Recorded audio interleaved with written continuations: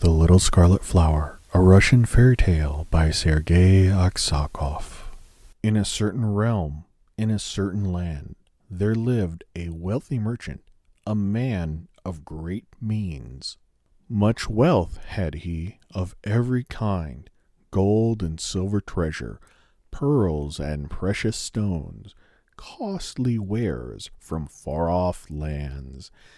And this merchant had 3 daughters, each more lovely than words can tell, but the youngest was fairest of all. He loved his daughters more than his entire fortune, more than his pearls and precious stones, more than his gold and silver treasure. His love was great, for his wife was dead, and he had nobody else to love. Though he loved his elder daughters, he loved his youngest daughter best, because she was the kindest, most loving soul to her father. One day this merchant made ready to sail across the sea with his wares to the ends of the earth. Before departing, he said to his dear daughters, "Oh, my kind and sweet and tender daughters, I take my ships to trade in lands across the sea. Whether I be long on my way I cannot say, but I bid you live in virtue and peace while I am gone.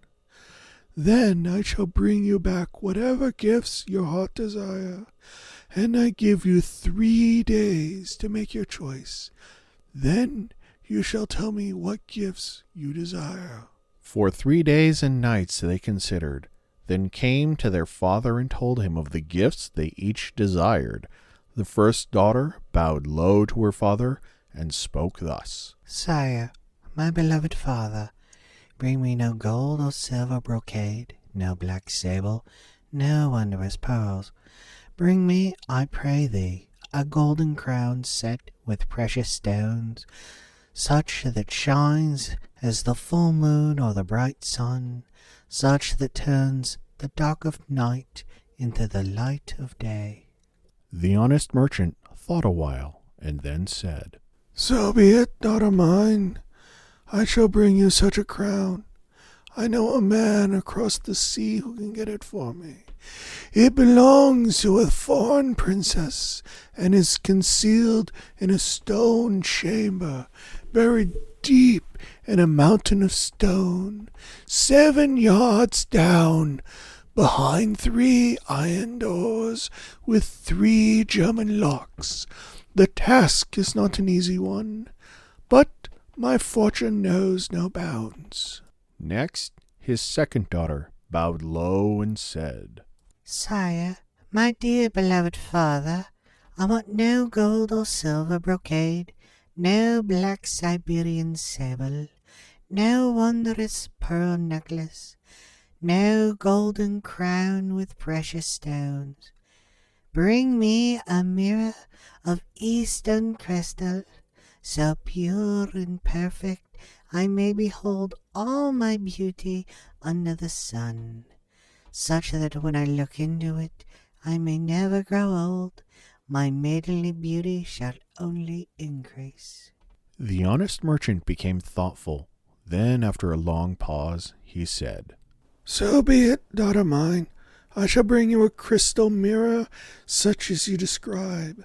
There is such a mirror belonging to the daughter of the king of Persia, a young princess whose beauty no tongue can describe, no pen can depict, no mind can imagine.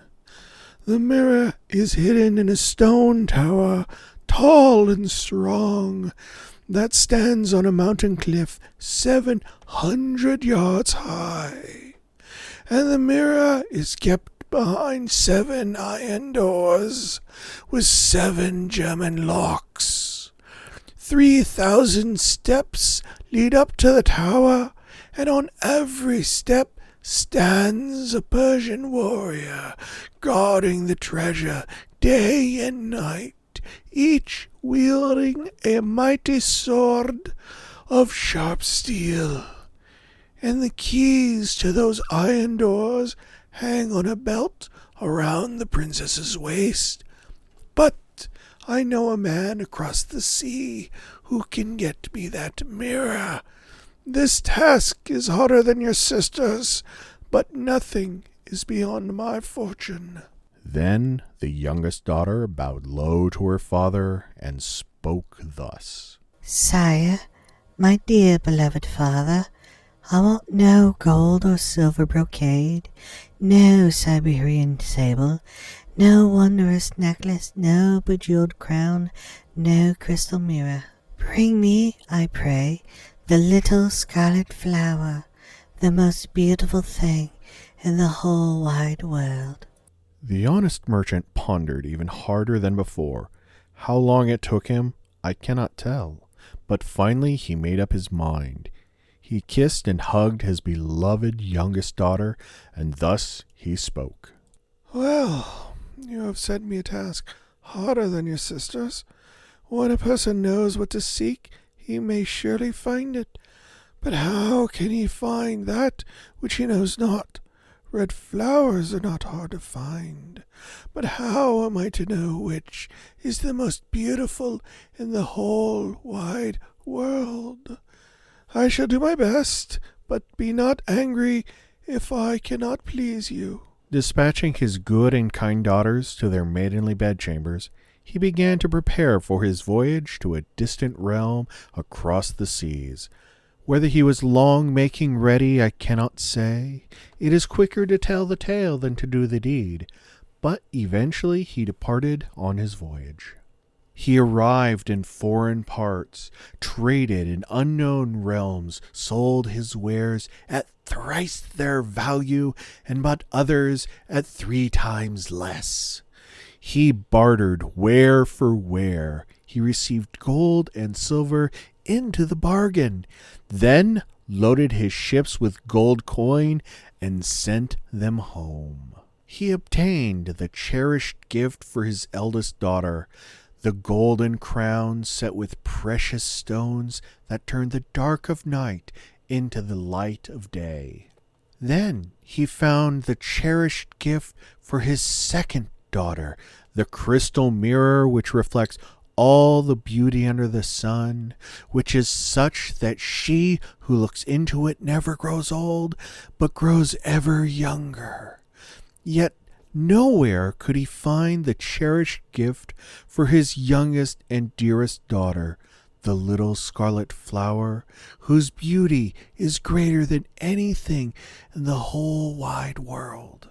In the gardens of czars and kings and sultans he came upon many red flowers of greater beauty than tales or words can relate.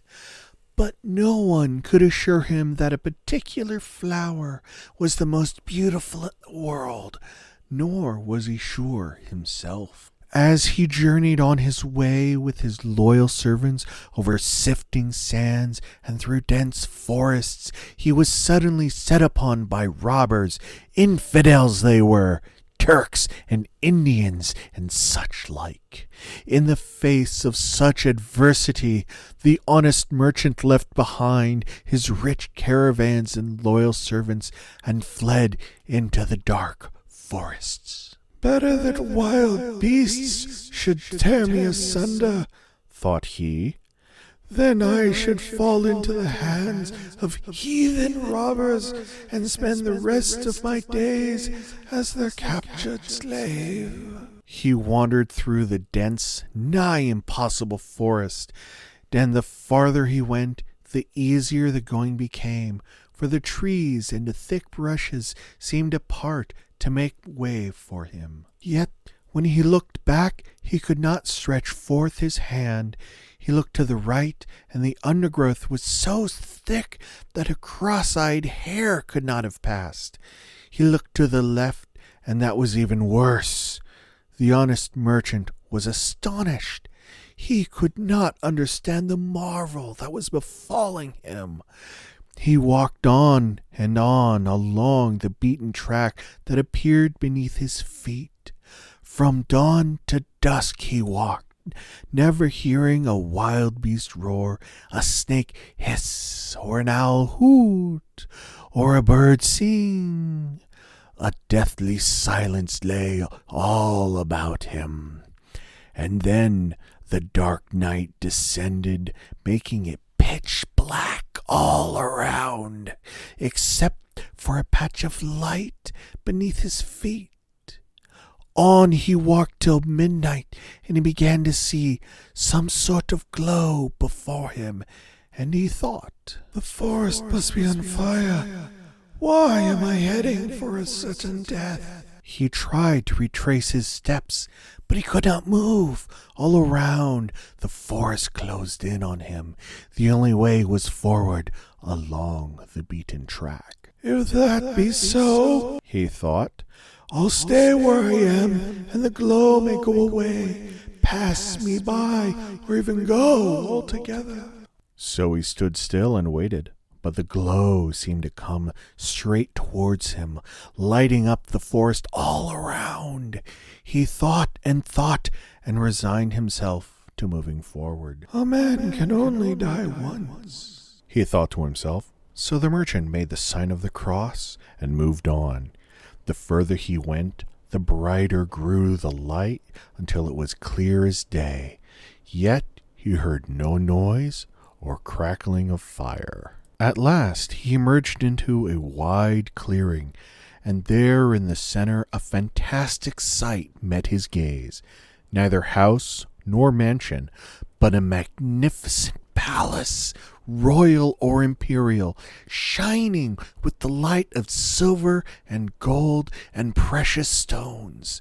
It blazed and glittered, yet there was no fire to be seen. It was like staring into the brilliant sun. It hurt his eyes just to look at it. All the windows of the palace were thrown open, and from within came sweet music, such as the merchant had never heard before. Entering the great courtyard through grand open portals, he followed a path of white marble past fountains, great and small, spouting on either side of the path. He entered the palace by a staircase carpeted with crimson cloth and with gilded banners. Venturing into one hall, then a second and a third, he found no one there. Then, as he entered a fifth hall and a 10th, and still there was no one. Yet everywhere his gaze met furnishings for a king, such as he had never beheld. Gold and silver, eastern crystal, ivory of elephant and mammoth. The honest merchant marveled at such untold wealth, and marveled even more that there was no master or servants to be seen. Yet the air was filled with music. And then the merchant said to himself, This finery is all very well, but there is nothing to eat. No sooner had he spoken than a table appeared before his eyes, richly decked with gold and silver vessels containing delicious sweetmeats, foreign wines, and mead. He sat at the table without delay, ate and drank his fill, for he had eaten nothing for a whole day. The food was more delicious than words can tell, tempting enough to make a man swallow his tongue. After his long journey through the forest and over the sands, he was famished. On finishing his meal, he rose from the table, but there was no one to thank for the hospitality, no one whom he might bow to in gratitude. Hardly had he risen and looked around than the table and upon all of it vanished, as if it had never been. Meanwhile, the music played on without a pause. The honest merchant was filled with wonder at all these marvels and miracles, and as he walked through the noble chambers, he thought to himself, How pleasant it would be to lie down and have a sleep. And lo, Before him stood a carved bed of pure gold on crystal feet, with a canopy of silver fringed with tassels set with pearls, and a mattress as tall as a hill lay upon it, made of soft swan's down. This new and wondrous miracle filled the merchant with even greater awe, but he lay down upon the high bed and drew the canopy over him, finding it as soft and fine as silk. It grew dark in the chamber, and as twilight, the music seemed to fade into the distance, and he thought, Oh, how I wish I could see my daughters, even if only in my dream. And at that very moment he fell asleep. When the merchant awoke, the sun was already high above the tallest tree, and he could not at first remember where he was. All night he had dreamt of his daughters, so good and kind and lovely, and he saw in his dream that his two eldest daughters, the oldest and the second born, were very merry and gay, while only his favorite, the youngest daughter, was sad. He saw that his eldest daughter had rich suitors whom they were to wed, even without their father's blessings. But the youngest daughter, the fairest and dearest, would not hear of suitors until her dear father had returned home. Thus his heart was filled at once with joy and sorrow. When he rose from his high bed, he found garments set out ready for him, and a fountain of water showered into crystal bowl. He washed and dressed, and marveled no more at each new miracle. Tea and coffee stood on a table next to a tray of sweetmeats.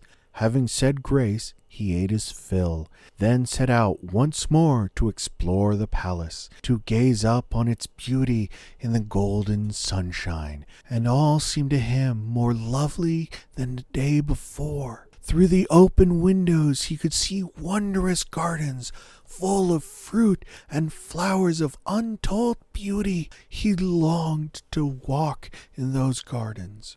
Leaving the palace by another staircase, this one of green marble and copper malachite with gilded banisters, he descended straight into the verdant gardens, and there he walked and admired the trees covered with fruit, ripe and red, just asking to be eaten, so tempting they made his mouth water, and beautiful flowers blossomed, full and fragrant and bright with every color. Strange birds flitted about, like gold and silver displayed on green and crimson velvet, singing heavenly music. Fountains of water spouted so high a man had to throw back his head to see their tops, and clear springs ran bustling and babbling through crystal channels. The honest merchant walked in awe, his eyes racing to and fro to take in all of these marvels, and he knew not where to look or what to listen. Whether he wandered long in this way, I cannot say. It is quicker to tell the tale than do the deed. But all of a sudden he saw on a grassy mound a flower of scarlet hue. Its beauty was more than words can tell or a pen depict.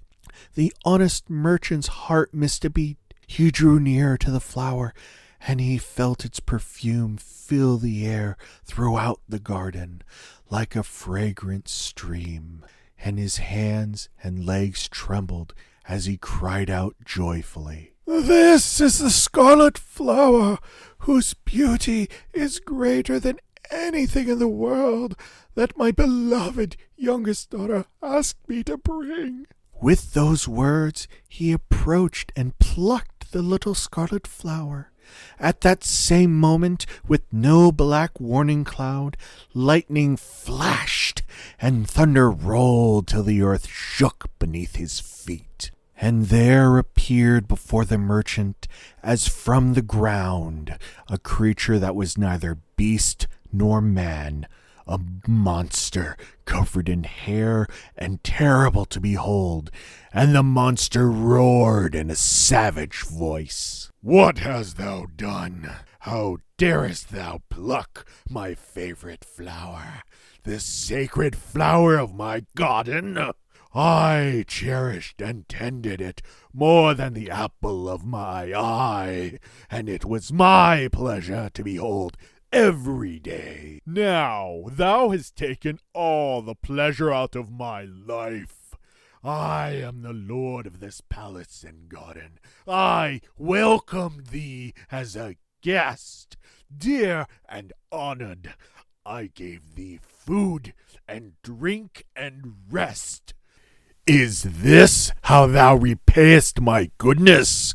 Listen then thy bitter fate. For thy crime thou wilt die before thy time." And a great chorus of savage voices on every side took up the cry. For thy crime thou wilt die before thy time. The honest merchant's teeth chattered from fright. He looked round and saw that on every side, from under every bush and tree, from the water and the ground, a host of evil spirits, all hideous monsters, were crawling towards him. Falling on his knees before the great and terrible monster, he cried in piteous tones, "Dear lord and master, honest sir, beast of the forest, denizen of the deep, I do not know how to call thee. I cannot tell. Destroy not my Christian soul for my innocent boldness. Have me not cut down and slain, but let me plead with thee.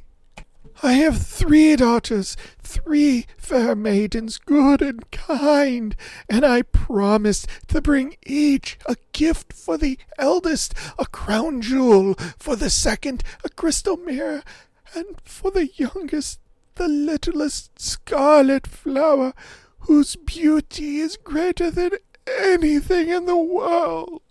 I found the gifts for my eldest daughters, but not for my youngest, no matter where I looked.